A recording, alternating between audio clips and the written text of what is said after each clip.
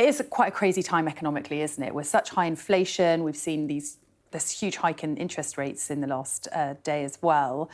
And now, retail figures doing better than expected.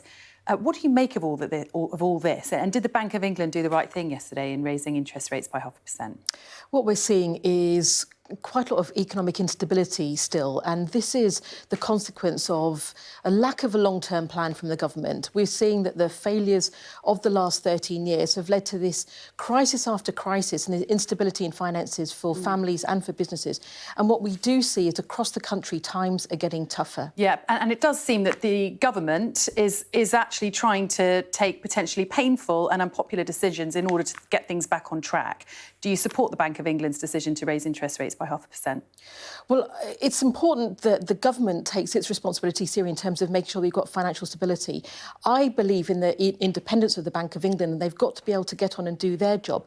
But that's got to be in the context also of the government getting on and doing the job that we expect of the government. Did the Bank of England do the right thing? So this is where I think the yes or no? Well, it's important to have the Bank of England be able to be independent, and we don't, as politicians, make comments on have a running commentary on the Bank of England.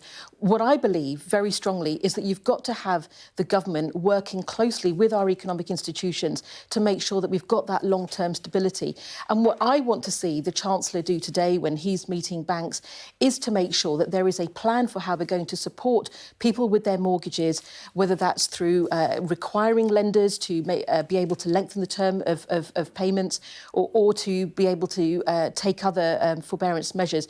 These are what people like Martin Lewis are also calling for, and that's where I want to see action from the Chancellor today. Yeah, what would Labour do? Would Labour offer mortgage support for people? Labour has announced its plan, a 5-point plan for supporting people with mortgages try to get through this tough time. So would you give them financial relief? But that's why we've called for the things that we can do now. That's why we've called for the government to tell the FCA that it should be requiring lenders to be able to take some of these forbearance measures along the lines also that others have called for. This is important because it can happen now. Yeah. And it can make sure that you can see those people move to mortgage interest only, if interest only mortgages, if that's what they want, to make sure that there can be flexibility on some of those measures and reverse some of them where people no longer need them. Those are measures that will make a difference right now, and it's a coherent plan that the government is failing to deliver. Well, that is what Jeremy Hunt, to be fair to him, is trying to work out this morning, meeting with lenders in Downing Street. But for people listening who are losing sleep over their mortgage payments, who want to know who to vote for in the next election, would Labour offer them mortgage relief, yes or no? Well, what we've said in our plan this week, which is what I can talk about because it's in advance of the Chancellor meeting, and I have had meetings myself with banks this week, my colleagues and the Shadow Chancellor. We've all been talking to lenders. This is important because it is about what people are telling us they also need, and to make sure that there can be those measures for whether there's people who want to move to interest only or to not have a delay in repossessions. The kind of measures we had during COVID.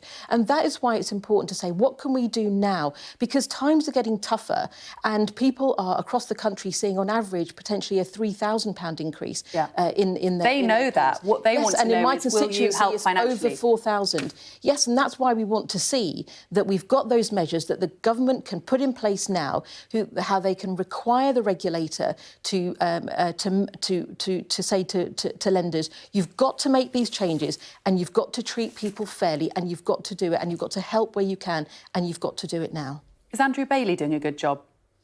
I think the Bank of England is doing a very difficult job and doing a good job now in the context of also the difficulties we faced in this economic instability. Look at the impact that we're still feeling from the Liz Truss budget. These were issues that were right at the heart of Downing Street and are a consequence of what the Tories have done and not done over the last 13 years in terms of having a long-term plan and securing the growth in our economy that we need. Why are we such a slow-growing economy? Why is it that people are saying, should I invest in Britain or go elsewhere? It's because there isn't a long-term plan with confidence in our political stability as well as the economic stability that businesses need for certainty. Yeah, but supply chains have contributed to a lot of this, haven't they? Supply chains and workforce issues.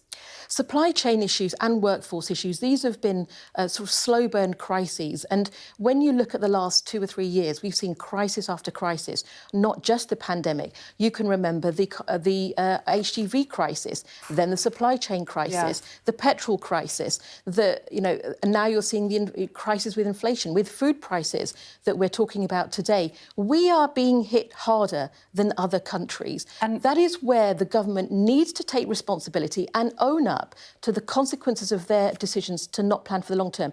HGV crises, workforce crises, these are things the government's been warned about for a long time, and now we're seeing the consequences. Yeah, and a lot of those things that you've just listed there are byproducts of Brexit. Has Brexit left the UK in a worse position? It's the 7th anniversary today, we might as well mention it.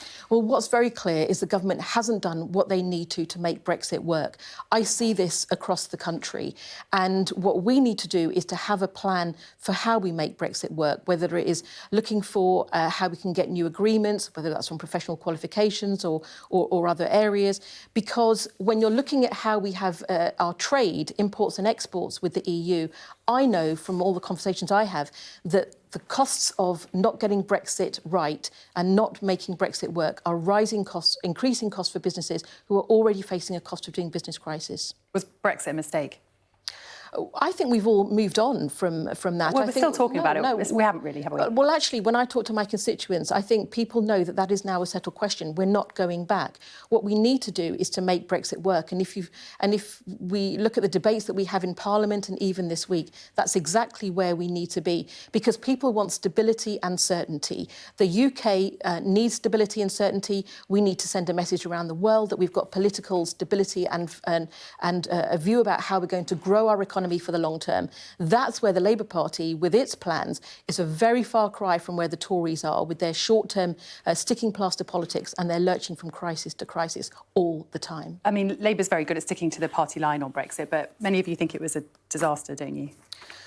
I think that we need to clearly move on. And look, this is where, when I talk to businesses and my constituents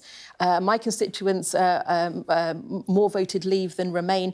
This isn't the question. The question is what we're going to do to move on, because there will be opportunities from Brexit that we also need to be taking advantage of.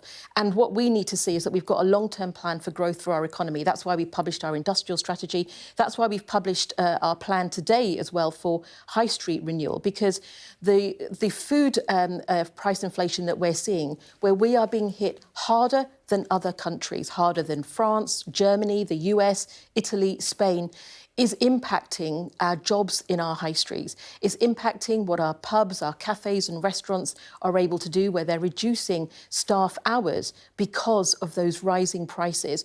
And we want to see there's a plan for that. That's why what we've called for is a cut to business rates, because that is effectively like a tax hike for small businesses. And we can do that by charging or having increasing taxes for online giants that don't pay their fair share.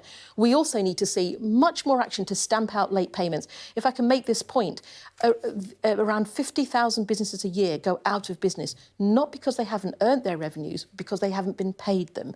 And we cannot see this continue with small businesses waiting months for those payments. OK, Seema, Malhotra, it's been great to have you on. Thanks for coming in this morning. Thank you very much.